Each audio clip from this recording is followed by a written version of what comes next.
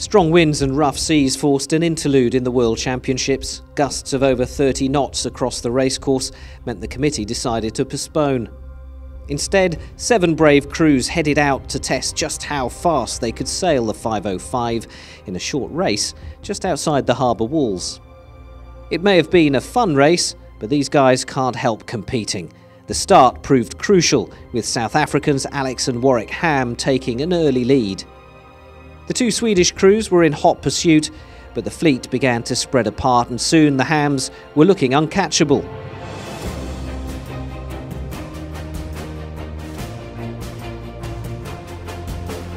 At the mark, the Finns were second, with Germany's Stuckel and Henning still within reach. They were making speeds of over 13 knots now, and a battle was on between the 2 Swedish boats. But for the father and son from South Africa, it was a case of just hanging on to that lead. For the British, it was an early bath. Weighing in at 160 kilograms, the Hams always fancied their chances against lighter crews in these strong winds, and they took full advantage. A late spinnaker deployment carried them towards the finish line with a sizable margin. So he was controlled the start perfectly, so we got off in the front.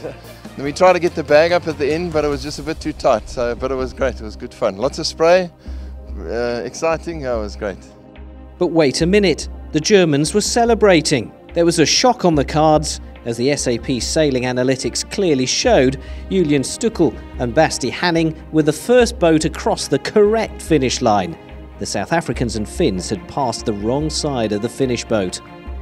A cold shower then for the Hams, but great entertainment for those watching on shore.